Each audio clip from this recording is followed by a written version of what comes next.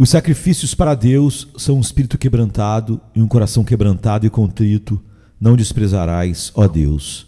Salmo 51, verso 17. Nenhum outro salmo expressa tão plenamente a experiência pela qual passa a alma que tenha sido guiada ao arrependimento, sua humilde confissão de pecado, como está no versículo 3, 4 e 5, seu desejo intenso de ser perdoado pelos méritos do sangue de Cristo, como está no verso 7, sua ansiedade para que o Senhor lhe conceda um coração puro, como está no verso 10, sua vontade de oferecer, de render algo a Deus por todos os seus benefícios. O salmista disse que ele ensinará aos prevaricadores o caminho de Deus. Disse que seus lábios, pela graça de Deus, se abrirão para proclamar os louvores de Deus. Manifesta que oferecerá a Deus um espírito quebrantado e contrito, no verso 16 e 17. Chega a dizer que, do mesmo modo que ofereceu, segundo os ritos mosaicos, numerosos cordeiros imolados ou ações de graças a Deus, também agora oferecerá a Deus, como um cordeiro imolado, seu coração quebrantado. Cada um de vocês que encontraram o mesmo perdão de Deus, chegaram no passado à mesma resolução, a saber, oferecer a Deus um coração quebrantado, o qual novamente será grato fazer hoje. O coração natural é um coração não ferido e nem quebrantado. A lei de Deus, suas misericórdias, as aflições que acontecem, não quebrantam o coração natural. Ele ouve falar da lei de Deus e de sua misericórdia e continua impassível. É mais duro que uma pedra. Nada há no universo tão duro. Ouvi-me, duros de coração, que estás longe da justiça, diz Isaías 46, 12. Nós já percorremos a terra e eis que toda a terra está tranquila e quieta, diz Zacarias 1, 11.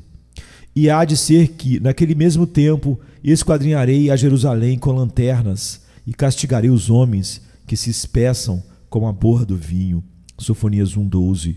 Endureceram suas faces mais do que uma rocha, não quiseram voltar. Jeremias 5, 3. Levantai-vos, mulheres, que estáis sossegadas. Isaías 32, 9 a 11. Por quê? Porque o coração natural é tão duro. Primeiro, porque há um véu sobre ele. Porque o coração do homem natural se encontra coberto por um véu espesso.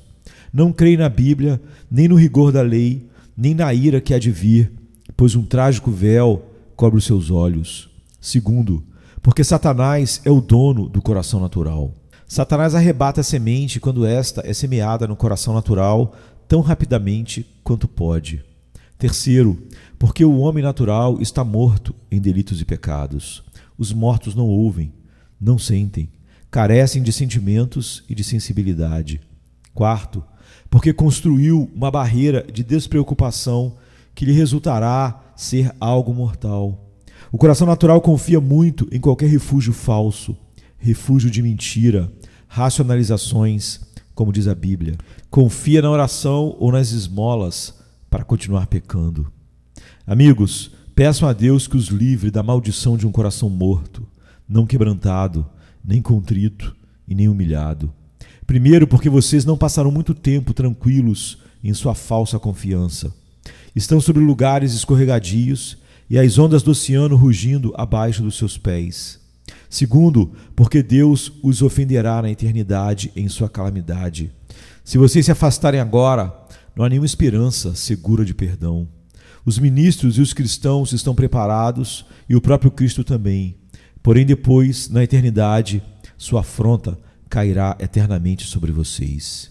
Em segundo lugar, o coração despertado é um coração ferido, mas não quebrantado e nem contrito. A lei inflige a primeira ferida. Quando Deus se dispõe a salvar uma alma, leva primeiramente a preocupar-se com seus pecados.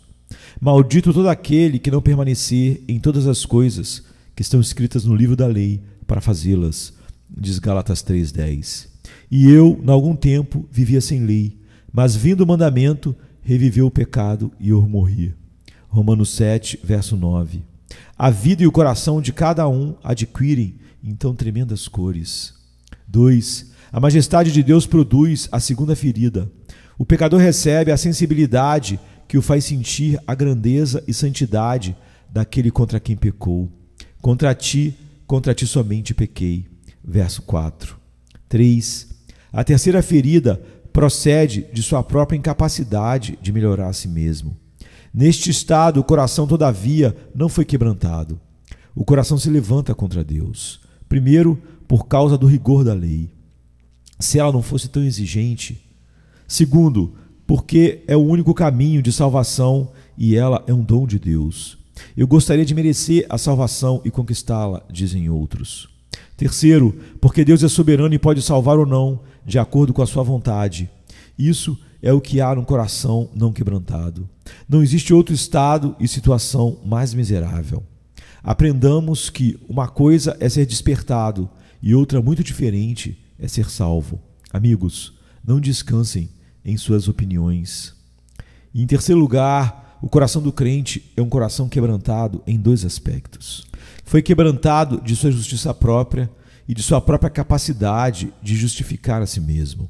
Quando o Espírito Santo leva uma alma à cruz, esta desiste de justificar-se por seus próprios méritos e justiça ou algum tipo de bondade que acha que tenha.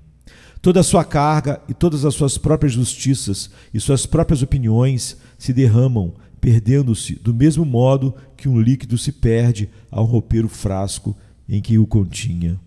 Primeiro, porque a obra de Cristo se mostra tão perfeita como sabedoria e poder de Deus. Vendo na obra da cruz a justiça de Deus, maravilho-me ao pensar que houve um tempo em que eu busquei outros caminhos de salvação, de poder obter minhas próprias boas obras, certamente que com todas as minhas forças eu tinha me jogado nisso.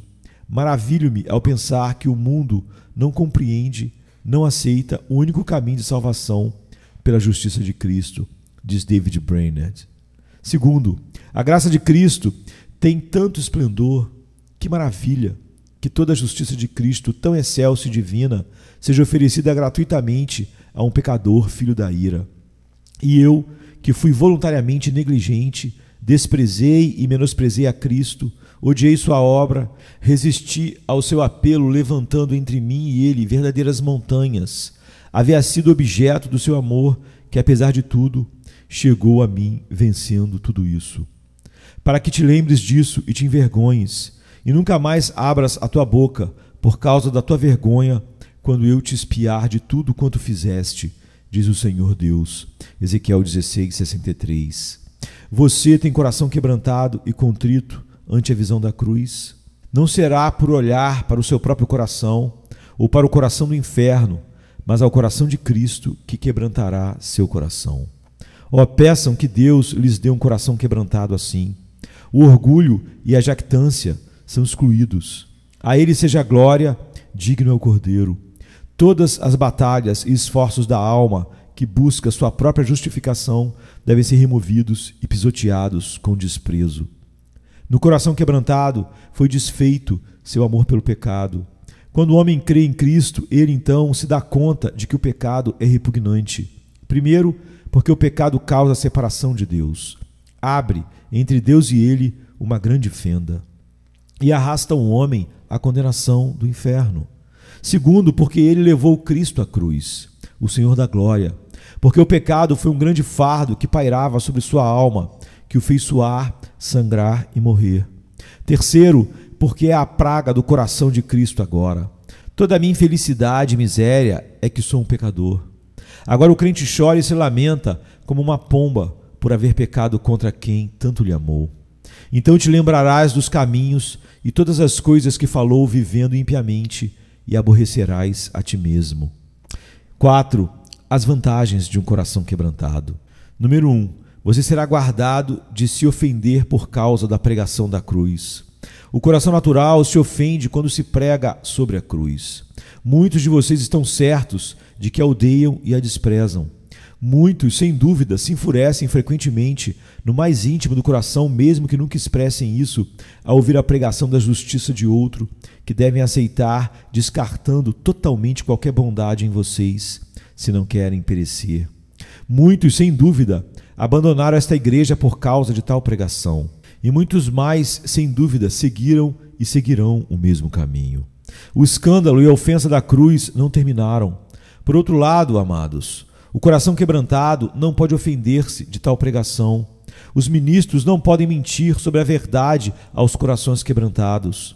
Um coração quebrantado sente alegria ao ouvir acerca da justiça sem obras e se deleitam apenas na justiça de Cristo. Muitos de vocês se ofendem quando falamos claramente do pecado. Muitos se ofenderam no domingo passado. Porém, o coração quebrantado e contrito não se ofende porque odeia o pecado mais que os próprios ministros o odeiam. Há muitos, como os adoradores de Baal, traga seu filho para que morra, diz Juízes 6:30. Do mesmo modo, aqueles que não têm um coração quebrantado respiram ameaças contra o pregador que destrói o ídolo do seu orgulho. Porém, um coração quebrantado deseja ver o ídolo dilacerado, derrotado e feito em pedaços. Número 2. O coração quebrantado descansa por fim. O coração natural é como um mar tempestuoso. Quem nos mostrará o bem? E corre perguntando de criatura em criatura, buscando seu próprio prazer, o bem. O coração despertado não tem paz. Os temores da morte e do inferno o ameaçam. Assim descobrem os desesperados suas almas desde que foram abruptamente retiradas da sua condição de sono e do seu estado de repouso e falsa tranquilidade. Porém, o coração contrito diz: volta para a tua paz, ó minha alma.